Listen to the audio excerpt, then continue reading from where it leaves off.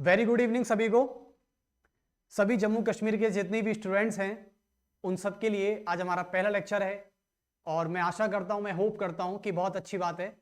Actually में मेरा नाम गौरव शर्मा मैं राजस्थान से हूं और आपने सभी राजस्थान के बारे में सुना ही होगा कि राजस्थान में एक पिंक सिटी है जिसको भारत की, इंडिया की पिंक सिटी कहते हैं, जयपुर। तो वहां से हूं मैं।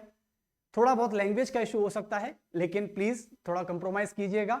मैं इतना नहीं कह रहा लेकिन फिर भी मैं ट्राई करूंगा। आपका कश्मीर है और कश्मीर से हमारा बहुत लगाव रहा है हमेशा से। तो चलिए, आज हमारा पहला लेक्चर है। बहुत खुशी के साथ मुझे बड़ी उम्मीद है कि आपको ये लेक्चर बहुत पसंद आएगा, क्योंकि आज हम मॉडर्न हिस्ट्री को लेकर बहुत स्ट्रेटेजिक, बहुत ही प्लान करने वाले हैं कि हम जेके, जो जम्मू कश्मीर का सब इंस्पेक्टर का जो पेपर है, और एसएससी सीजीएल को लेकर बहुत फोकस रहेंगे और फोकस के साथ ही अपनी स्टडी को बहुत ज्यादा रीच करेंगे। बस मैं यही आशा करता हूं, यही होप करता हूं कि आप मुझसे, हमसे जुड़े रहें, हमसे कनेक्ट रहें और आगे की जर्नी को पूरा करें। देखिए, तो जम्मू कश्मीर के सभी विद्यार्थियों को पहले तो मैं हार्दिक स्वागत करता हूं हमारे जेके इनसाइट एसएसबी चैनल पर। और दूसरी बात यह है कि हम आज मॉडर्न हिस्ट्री को लेकर एक स्ट्रेटेजिक प्लान तैयार करने वाले हैं। उसी स्ट्रेटेजिक प्लान से आज हम अपने लेक्चर को कंप्लीट करेंगे। लेकिन आज का जो लेक्चर है वो बहुत छोटा रहेगा। क्यों? क्योंकि आज हमें केवल प्लान बताना है जो हम आगे करने वाले हैं, कि हमारे आगे का प्लान क्या होगा, किस चैप्टर पर हम फोकस करेंगे, और जो जो चैप्टर यहां पर दे रखा है इस प्लान के अंदर, उस पर हम जितना अच्छे से कवर कर लेंगे उतना हमारे सब इंस्पेक्टर में जितने भी कॉम्पिटिटिव एग्जाम हैं आपके जम्मू कश्मीर के, मैं जम्मू कश्मीर की बात कर रहा हूं पूरे की, तो जम्मू कश्मीर के जितने भी कॉम्पिटिटिव एग्जाम हैं उनके लिए ज्यादा हेल्पफुल रहेगा। देखिए, तो मैं बात कर लेता हूं आज strategic intro syllabus of modern history. मेरा नाम गौरव शर्मा, आप सभी ने देख लिया होगा, यूट्यूब पे थंबनेल है, वहां पे सभी को पता चल गया होगा। और उस चीज में अपना वक्त जायज नहीं करना जो चीज हमारे पास पहले से अवेलेबल है। हमें उस चीज के बारे में सोचना है, उस चीज के बारे में थिंकिंग करनी है जो चीज हमारे पास अवेलेबल नहीं है। तो बहुत अच्छा, बढ़िया, बहुत अच्छे। देखो, हम राजस्थान से, हमारी थोड़ी लैंग्वेज में थोड़ा सा कभी कभी बहुत ज्यादा हिंदीपन आ जाता है, तो प्लीज थोड़ा कोऑपरेट करिएगा, कंप्रोमाइज नहीं, कोऑपरेट करिएगा, क्योंकि हमारी जो एक लैंग्वेज है वो थोड़ी सी खड़ी वाली है। मतलब इन द सेंस कह सकते हैं इसको कि हम थोड़ा सा बहुत ज्यादा शुद्ध हिंदी बोल जाते हैं कभी कभी, क्योंकि राजस्थान से हैं भाई, आप जम्मू कश्मीर से। और कहते हैं कि भूमि का असर, जिस लैंड पर आपका जन्म होता है, उस लैंड पर जब आप जन्म लेते हैं तो सबसे पहले आपकी जो पहला स्कूल होता है, आपका पहला जो कॉलेज होता है, वो आपका फैमिली होता है, और आपकी फैमिली आपको सब कुछ लर्न कराती है। तो देखिए, अब चलते हैं। पहले तो मैं यहां पर देखता रहा हूं, क्योंकि आज मैं ही हूं यहां पर सिस्टम को ऑपरेट करने वाला, भी मैं ही आपका टीचर हूं। बहुत बढ़िया। तो देखिए, सबसे बड़ी बात है कि आज हम strategic intro syllabus of modern history को कवर करने वाले हैं। मैं आशा करता हूं कि ये पूरा आपका जो कंटेंट है, हम बाकायदा लेक्चर लेंगे। लेक्चर के साथ आपको पीपीटी या पीडीएफ के जरिए टेलीग्राम, जितने भी सोशल मीडिया प्लेटफॉर्म है, आप वहां जाकर पहले इनसाइट एसएसबी को फॉलो कर लीजिए। बिल्कुल फ्री है, फ्री ऑफ कॉस्ट है। हम किसी भी तरीके का कोई भी चार्जेस नहीं ले रहे हैं इस संस्था से, और इस संस्था में आज मेरा पहला दिन है और पहला लेक्चर है। चलिए लेट्स स्टार्ट। देखेंगे तो सबसे पहले आज हमारे पास ये वाला आज स्ट्रेटेजिक प्लान है, यानी हम modern history of India 1498 to 1947 तक। जैसे आप सभी को पता है कि हमारी कंट्री को जो इंडिपेंडेंसी मिली थी वो 1947 में मिल चुकी थी, और 1947 में चारों तरफ खुशियों का माहौल था। लोग बड़े बहुत ज्यादा एक्साइटेड थे, खुशियां मना रहे थे। जैसे आप दिवाली के दिन जो खुशियां मनाते हैं, जो खुश होते हैं, उस तरह हमारे भारत में एक ऐसा ही माहौल, एक ऐसा ही एटमॉस्फेयर क्रिएट हो रहा था। तो वही आधुनिक इतिहास की बात करते हैं और मॉडर्न हिस्ट्री ऑफ इंडिया, ये हम पढ़ेंगे इसी लेक्चर में। और सबसे बड़ी बात है कि ये तो हमारा एक प्लान है। कहते हैं ना कि मूवी तो बाकी है, ट्रेलर तो, ये तो अभी ट्रेलर है बच्चों। इस ट्रेलर को जितना शानदार तरीके से आप देखोगे ना, मूवी आपको उतनी अच्छी लगेगी। जब आपका पोस्टर, जब आपके घरों के बाहर पोस्टर दीवारों पे लग जाते हैं, आपकी गलियों में, आपके मोहल्लों में कोई फिल्म आती है, चाहे किसी भी तरीके की फिल्म है, जब फिल्म आती है तो आप पोस्टर देख के, केवल पोस्टर देख के इतना कह देते हो कि यार सिनेमा हॉल तो जाना पड़ेगा। तो इसलिए मैं चाहता हूं कि आप मेरे प्लान को देखकर कि हमारा प्लान कैसा है जेके सब इंस्पेक्टर को लेके और एसएससी सीजीएल को लेके। बस चलिए आराम से पढ़ाई करते हैं, आराम से लेक्चर लेते हैं, आप भी आराम से लीजिए, हम भी आराम से लेते हैं। मुश्किल से मुश्किल हाफ एन आवर का रखेंगे, इसे ज्यादा नहीं रखेंगे क्योंकि प्लान है, कोई लेक्चर तो है नहीं है। देखिए तो सबसे पहले मॉडर्न हिस्ट्री ऑफ इंडिया को देख लेते हैं और हम चलते हैं नेक्स्ट पर। तो सबसे पहली यूनिट हम जेके सब इंस्पेक्टर जो जम्मू कश्मीर सब इंस्पेक्टर है और एसएससी सीजीएल है उसको लेकर बात करें तो सबसे पहला लेक्चर हमारा होगा arrival of European companies in India. आप सभी को दिख रहा है, हमारा सबसे पहला यूनिट होगा, यानी ये हमारी यूनिट नंबर 1 होगी, यूनिट नंबर 1। और इसी यूनिट नंबर 1 पर हम अपना फोकस करेंगे। तो यूनिट नंबर 1 की बात करें, वहां से हमारा पहला लेक्चर होगा, पहला चैप्टर है, आप सभी को दिख रहा है, Portuguese East India company. It will be my first chapter of unit first. Second will be Dutch East India company and third British East India company and France East India company. ये 4 कंपनियां हैं, इनके बारे में हमको read करना है, हमको स्टडी करना है। और मैं केवल आपको जेके सब इंस्पेक्टर और एसएससी सीजीएल से रिलेटेड पीवाईक्यू, इससे रिलेटेड जो भी कंटेंट होगा आपको अवेलेबल मिलेगा। रेडी? बिल्कुल। चलिए, तो सबसे पहला चैप्टर होगा हमारा Portuguese East India Company, second chapter होगा Dutch East India Company, third chapter होगा हमारा ब्रिटिश ईस्ट इंडिया कंपनी और फोर्थ चैप्टर होगा हमारा कौन सा? France East India Company. तो पहला लेक्चर आप सभी के सामने, सेकंड लेक्चर आप सभी के सामने, थर्ड लेक्चर और फोर्थ लेक्चर। अच्छा, आप कभी राजस्थान आए हैं? राजस्थान तो आए होंगे जम्मू कश्मीर वाले। राजस्थान में देखें तो फोर्ट देखने की चीज है। हाँ, हालांकि मैं कभी जम्मू कश्मीर नहीं आया, लेकिन मेरी बहुत तमन्ना है जम्मू कश्मीर आने की, बहुत तमन्ना है। वहां की वादियां और वहां के बर्फ, आइस, मुझे वहां के पहाड़ मुझे देखने हैं। सीरियसली मेरा ये ड्रीम है या गोल है, मुझे नहीं पता, बट मैं कश्मीर आना चाहता हूं, वहां पे देखना चाहता हूं, वहां की वादियों को देखना चाहता हूं, वहां के लोगों से बात करना चाहता हूं कैसे हैं, क्योंकि मुझे डाइवर्सिटी बहुत पसंद है। तो शायद आप भी राजस्थान आए, हम कभी जम्मू कश्मीर आए, जरूर बताएंगे। चलिए, तो यूनिट नंबर 1 में हमारे 4 चैप्टर होंगे। पहला आप सभी को पता है, second chapter, third chapter and fourth chapter. Okay, और ये पीपीटी और ये पीडीएफ आपको टेलीग्राम पर मिल जाएगी, डोंट वरी। उसके बाद हम चलते हैं नेक्स्ट।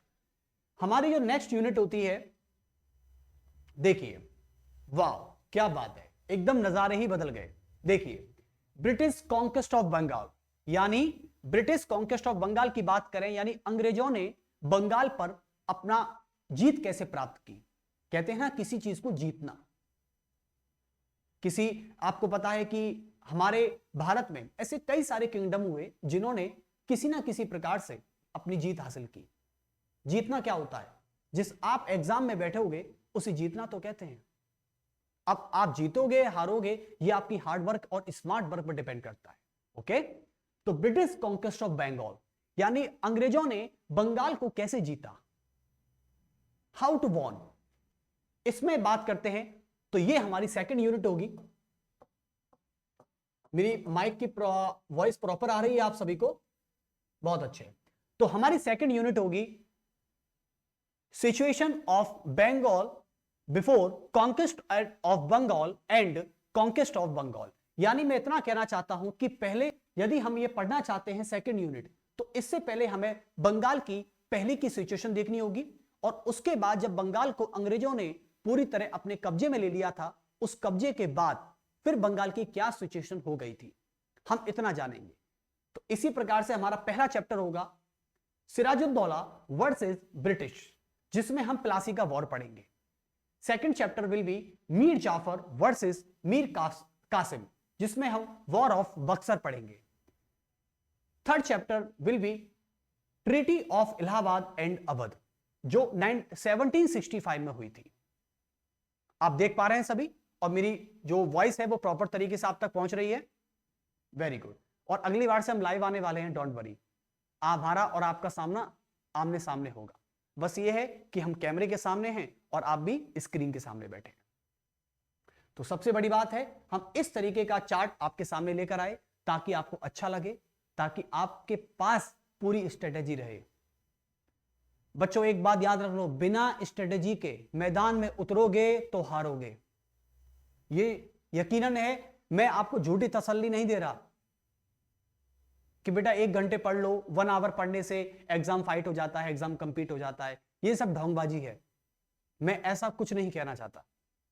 जब भी अभी मैं दिल्ली में हूं, दिल्ली से क्लास ले रहा हूं, तो दिल्ली में मैं भी अपने ऑफलाइन बैचेस में यही बोलता हूं कि मैं कोई झूठी तसल्ली नहीं देने आया कि आप 1 घंटे पढ़े, 2 घंटे पढ़े, बेटा कोई दिक्कत नहीं, नहीं पढ़ रहे हो जाए, कोई दिक्कत नहीं, बस 5 साल ऐसे पढ़ते रहो।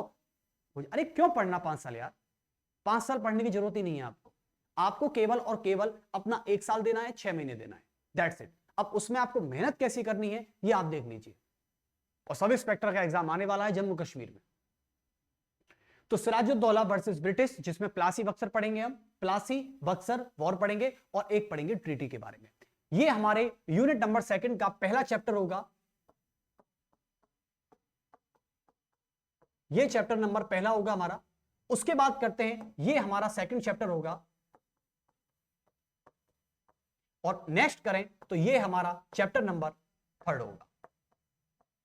ओके, तो यहां तक आप सभी, आज थोड़ा कैमरा सेट है, कभी कभी ब्लर हो रहा है कैमरा, है ना, बट कोई नहीं, इसको भी सेट कर देंगे।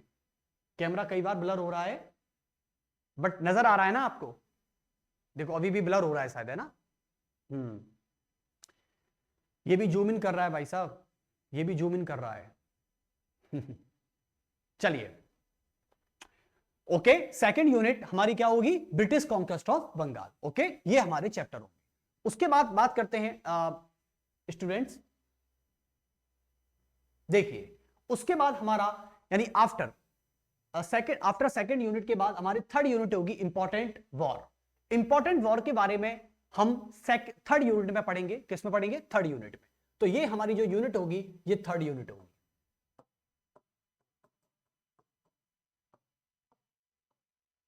क्या होगी, 3rd यूनिट। और 3rd यूनिट में हमारा chapter number 1, chapter number 2 and chapter number 3। जैसा कि मैं आपको एक बार बोलकर बता देता हूं, तो बोलने में क्या होता है, Anglo Mysore war, Anglo Maratha war, Anglo Sikh war. सभी मराठा जानते हैं मराठा क्या है, मराठाओं के बारे में, सिखों के बारे में, सिख तो एक धर्म है, सिखों की बात करें, मराठाओं की बात करें, और उसके बाद मैसूर की बात करें। अच्छा, मैसूर क्या है आपको पता है? आज आप कर्नाटक स्टेट के बारे में जानते हैं? कर्नाटक जो महाराष्ट्र के दक्षिण में स्थित है, महाराष्ट्र के साउथ में जो कर्नाटक है, साउथ की तरफ, आप कभी इंडिया के साउथ में जाएं तो वहां पे कर्नाटक को पहले मैसूर से जाना जाता था, आज इसको कर्नाटका कहते हैं। क्या कहते हैं, कर्नाटका। तो सारी चीजें वहां पढ़ेंगे जब हम चैप्टर में आएंगे, आज हम केवल इंट्रोडक्शन देख लेते हैं। उसके बाद आते हैं नेक्स्ट, 3rd यूनिट आपके सामने आ चुकी है। उसके बाद है हमारा 4 यूनिट की बात करें तो 4 यूनिट हमारी होगी establishment of Indian national Congress. ये हमारा होगा यूनिट नंबर 4।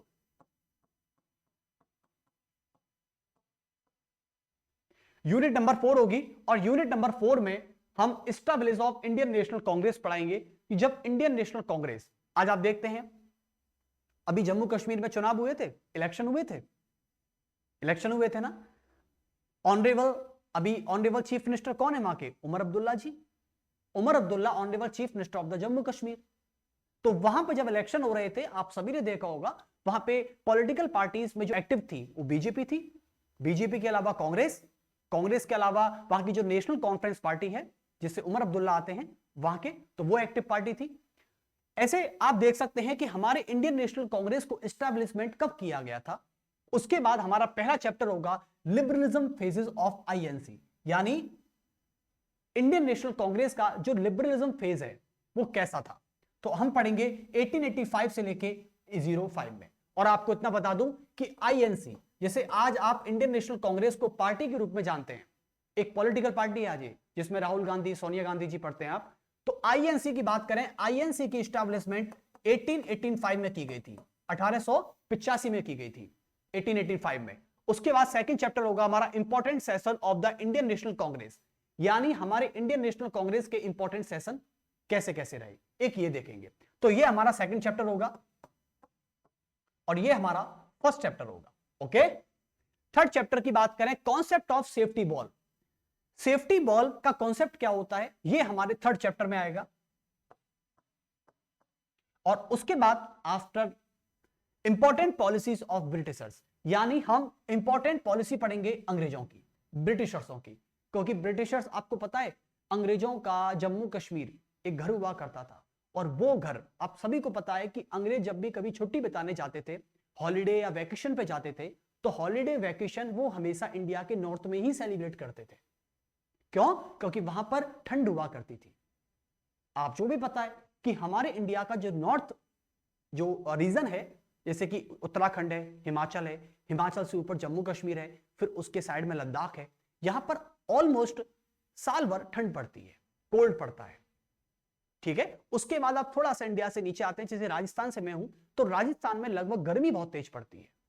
हाँ, समर बहुत तेज पड़ता है, वहां पे कोल्ड इतना नहीं है, समझे ना? तो वही है। इसका मतलब यह है कि जम्मू कश्मीर को लेकर अंग्रेजों की आपकी सिचुएशन के बारे में पता चलेगा, वहां पे उन्होंने क्या डेवलपमेंट किए जम्मू कश्मीर में।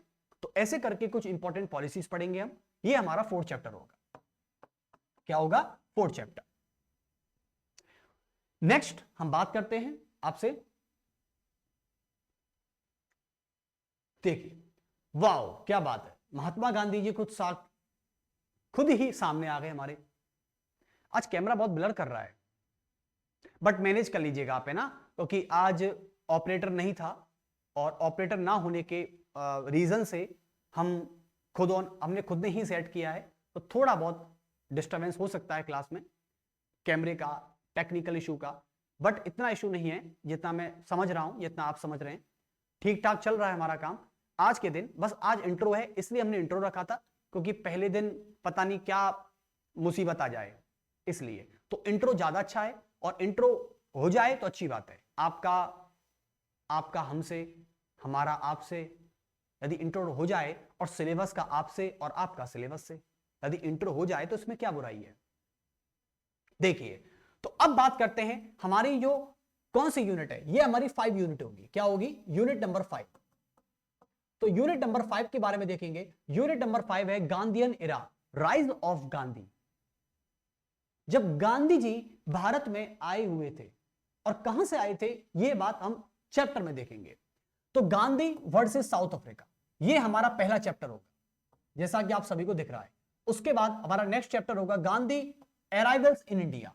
आपको पता है गांधी जी ने साउथ अफ्रीका में एक एडवोकेट किया था, वकालत की थी। वकालत का मतलब होता है एडवोकेट। जैसे आप कोर्ट में जब कोई आदमी करता है, किसी का एडवोकेट हायर होता है, और एडवोकेट जब केस लड़ता है, तो वो काम महात्मा गांधी साउथ अफ्रीका में करके आ चुके थे। साउथ अफ्रीका में उनके साथ क्या हुआ था, उन्होंने क्या किया था, ये सारी बातें हम चैप्टर में करेंगे।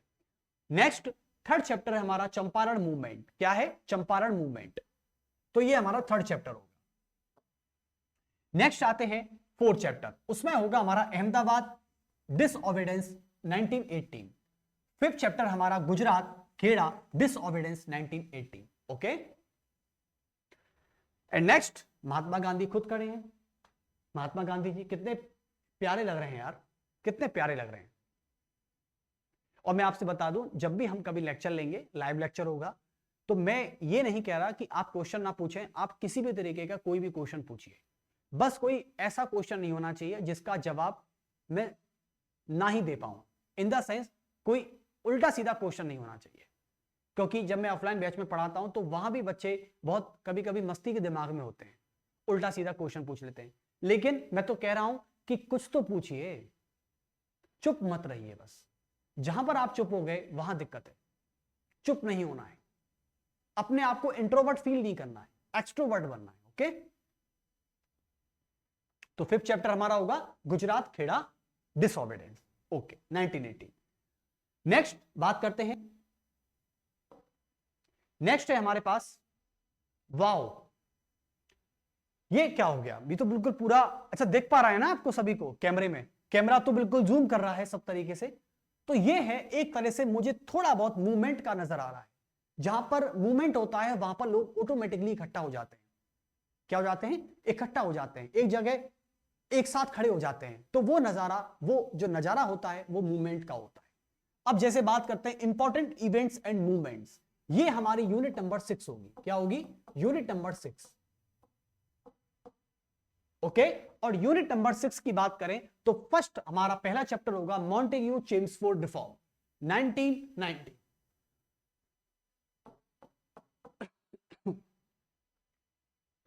ओके, सेकंड चैप्टर हमारा रॉलेट एक्ट। दिख नहीं पा रहा है तो यहां लिख देते हैं, चलिए।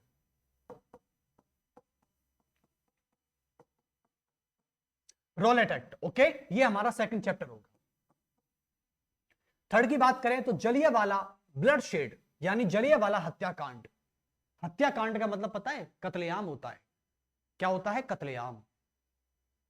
और जलियांवाला जब कत्लेआम हुआ था तो क्या हुआ था, किसने करवाया था, इसके प्रोसेस क्या थे, इसके पीछे रीजंस क्या था, ये सारी चीजें हम चैप्टर में बात करेंगे। तो जलियांवाला ब्लड शेड, और इसको पढ़ाते हुए मेरी रूह कांप जाती है, क्योंकि ये चैप्टर ही ऐसा है अपने आप में। तो ब्लड शेड पढ़ाएंगे, जलियांवाला। फोर्थ चैप्टर हमारा नॉन कोऑपरेटिव एंड खिलाफत मूवमेंट 1919 पढ़ेंगे। ओके, जब गांधी जी ने खिलाफत और नॉन कोऑपरेटिव मूवमेंट किया था तो उसमें क्या किया, कैसे किया, कहां किया, ये सारी बातें हम चैप्टर में बात करेंगे। 5th चैप्टर हमारा होगा rise of Swaraj party. Swaraj party यानी एक पॉलिटिकल पार्टी ना कहकर इसे हम एक क्या बोल सकते हैं, चलो पॉलिटिकल पार्टी कह दीजिए अभी तो फिलहाल, क्योंकि इसने इलेक्शन भी लड़ा था, तो पॉलिटिकल पार्टी थी स्वराज पार्टी। तो ये 5th चैप्टर होगा हमारा। ओके, चैप्टर वाइज लिखे हुए हैं, जो हेडिंग्स हैं वो यूनिट हैं। क्या है? यूनिट है। ओके, और आपको भीड़ दिख रही है, ये सारी मूवमेंट की है। किसकी है? ये सारी नॉन कोऑपरेटिव एंड खिलाफत मूवमेंट की इमेज है आपके सामने। देख लीजिए कैसे लोग इकट्ठा हो चुके हैं। अब ये ब्रिटिशों के अगेंस्ट में जाकर मूवमेंट करेंगे।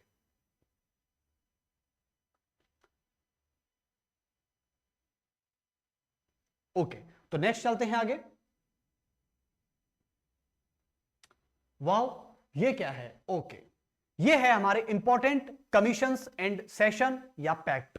पैक्ट का मतलब होता है एक तरह से एग्रीमेंट। क्या होता है? एग्रीमेंट।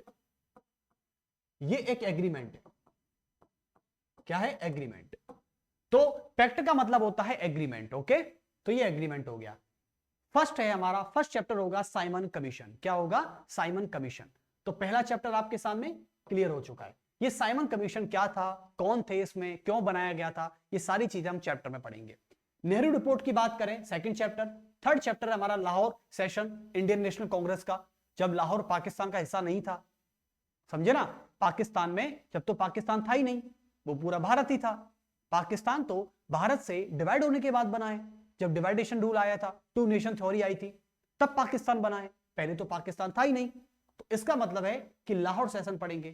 फोर्थ चैप्टर में पढ़ेंगे सिविल डिसोबीडियंस मूवमेंट पढ़ेंगे गांधी जी का, जिसको हम दांडी मार्च भी कहते हैं। क्या कहते हैं? दांडी मार्च। जब गांधी जी ने दांडी जाकर समुद्र के किनारे पर बैठकर, समुद्र के कोस्टल रीजन्स पर बैठकर वहां पे नमक को उठाकर उसका कानून को तोड़ा था। ये सारी चीजें हम कहानी है, एक कहानी के तौर पर पढ़ेंगे। फिर फिफ्थ चैप्टर होगा गांधी इरविन पैक्ट। इरविन उस समय भारत का वॉइसरॉय हुआ करता था। कौन था? वॉइसरॉय। तो ये होगा इरविन पैक्ट। क्या होगा? Irwin pact. पैक्ट का मतलब होता है एग्रीमेंट। जैसे आप किसी से एग्रीमेंट कर लेते ना हैंडशेक करके, ऐसे, तो वही। 6 की बात करते हैं तो Karachi session of Indian national Congress, यानी कराची उस समय पाकिस्तान, आज के भाषा में बात करें तो आज का पाकिस्तान का मुंबई कहते हैं कराची को। तो आज पाकिस्तान में है कराची, लेकिन उस समय तो भारत में ही था ये। ओके, तो 6 चैप्टर हमारे पास होंगे और यूनिट होगी इंपॉर्टेंट कमीशन एंड सेशन या पैक्ट। ओके, चलिए नेक्स्ट बात करते हैं।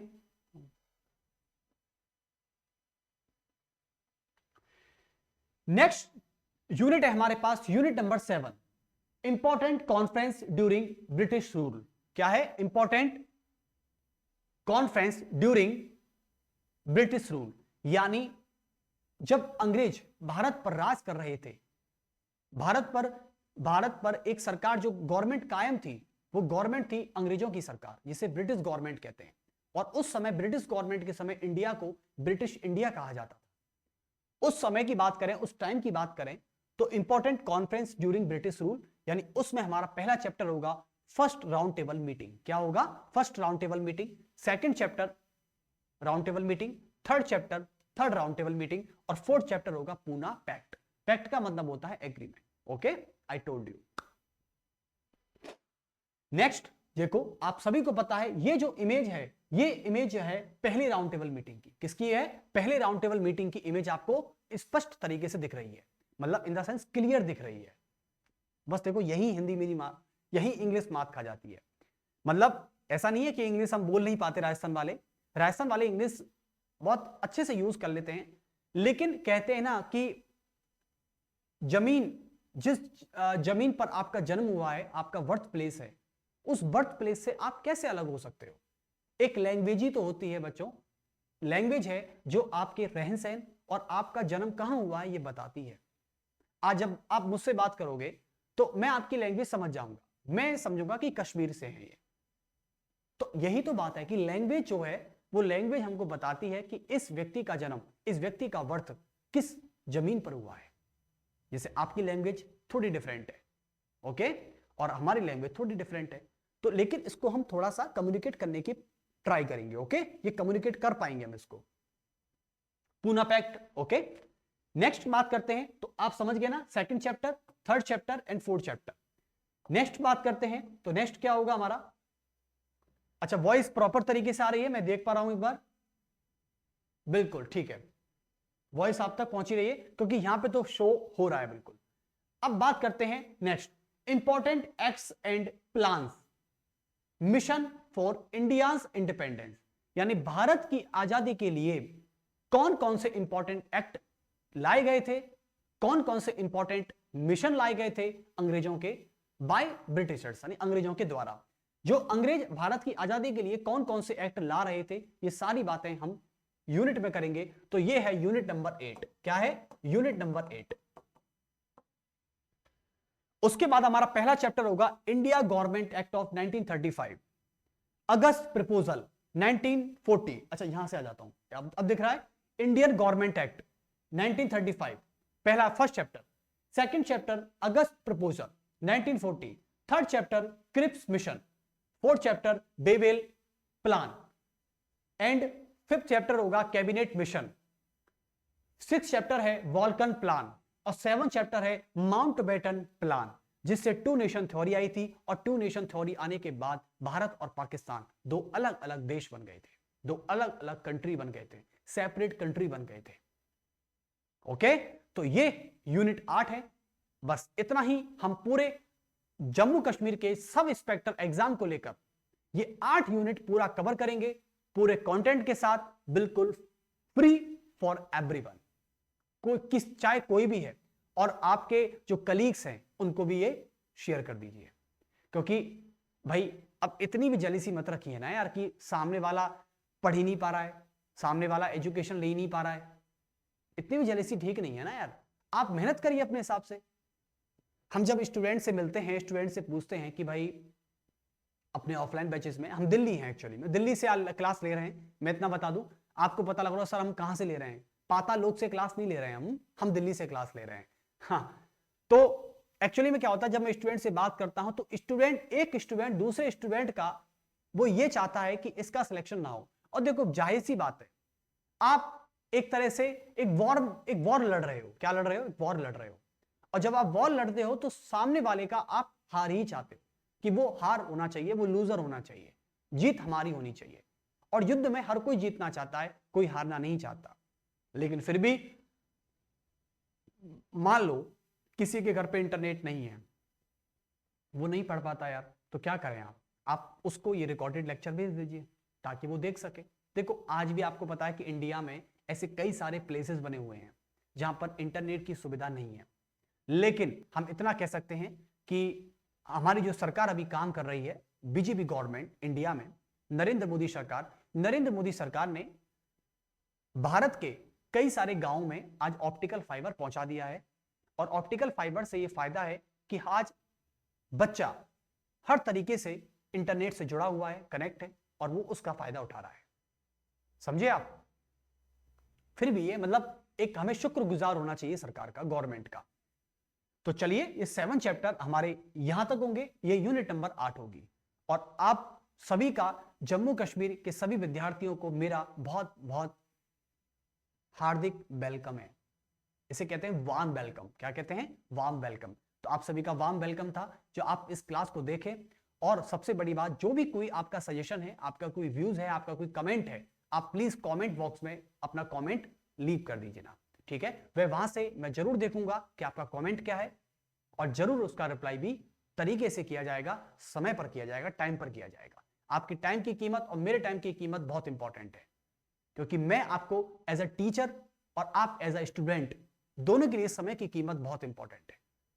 कहते ना टाइम की कोई कीमत नहीं होती, वो तो कहते ना एक जिसकी कीमत है वो क्या है, उसकी वैल्यू क्या है, जिसकी कीमत है उसकी वैल्यू क्या है, क्योंकि उसकी कीमत अदा करके भी उसको खरीदा जा सकता है। लेकिन टाइम एक ऐसा मैटर है जिसको हम कितनी भी कीमत अदा कर दें, कभी आप टाइम नहीं खरीद सकते। आपका टाइम गुजर गया तो गुजर गया, आएगा तो आएगा। आप टाइम को किसी भी पैसे से या किसी भी कीमत से नहीं खरीद सकते। टाइम एक ऐसी चीज है। ओके, तो हम जब ये पढ़ेंगे यूनिट नंबर, तो कल हम मैं ये बताना चाहता हूं कि मंडे से हम बाकायदा तरीके से, आज क्या है, आज शायद मेरे हिसाब से थर्सडे है, फ्राइडे है, आज वेडनेसडे है, तो मंडे से ना होके हम इसे कर देते हैं मंडे, आज वेडनेसडे है तो थर्सडे एंड फ्राइडे से कर देते हैं। ओके, फ्राइडे से हम बिल्कुल रेडी हैं लेक्चर के लिए। आप सभी पहले इस लेक्चर को अच्छे से देखिए, मैं कल का समय और दे रहा हूं आपको, कोई दिक्कत नहीं है, हमें जल्दीबाजी नहीं करनी। अमेरिका के पहले राष्ट्रपति अब्राहम लिंकन कहते हैं कि किसी भी चीज को यानी किसी भी पेड़ को काटने से पहले मुझे तलवार की धार को तेज करना है। तलवार की धार का मतलब होता है जब जिस चीज से काटा जाता है। ओके, तो पेड़ को काटने से पहले उस तलवार की धार को तेज करिए ताकि पेड़ को काटने में कम समय लगे। मेरी बात समझ में आ गई है ना? इतनी भी मैंने शुद्ध हिंदी नहीं बोली कोई आपसे। चलिए, तो यूनिट 8 तक हम मॉडर्न हिस्ट्री को कवर करेंगे। और मुझे बताया गया था कि जम्मू कश्मीर में इंग्लिश को ज्यादा फेवर करते हैं लोग। कोई नहीं, हम उसका भी फेवर करते हैं, हम आपका भी फेवर करते हैं। अरे हम पूरे जम्मू कश्मीर का फेवर करते हैं यार।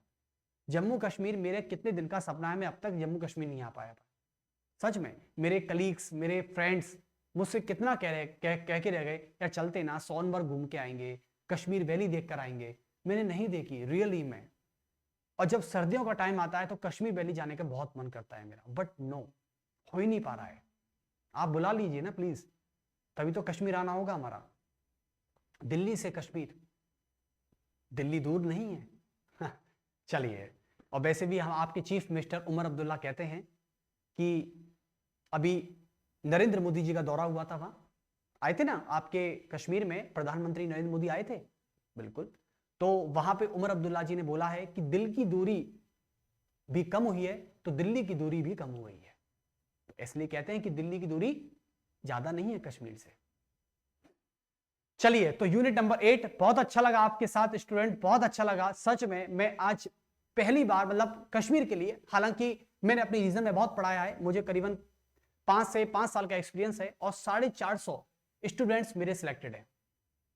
देखना, जब मैं क्लास लूंगा तो आपको लाइव कमेंट में कोई ना कोई देखने को जरूर मिल जाएगा, बिल्कुल, क्योंकि मैं और भी जगह क्लास लेता हूं तो कोई कैसा भी बच्चा कहीं से भी लाइव टपक जाता है और वहां पे आके कमेंट कर देता है, तो देखने को मिलेगा आपको।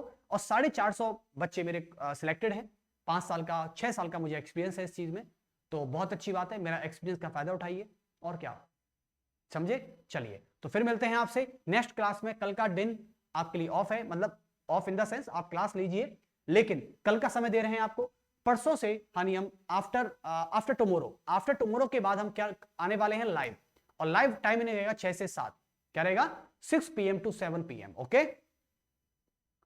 Are you ready? बिल्कुल श्योर। तो मिलते हैं आपसे सभी से। वेरी गुड इवनिंग सभी को।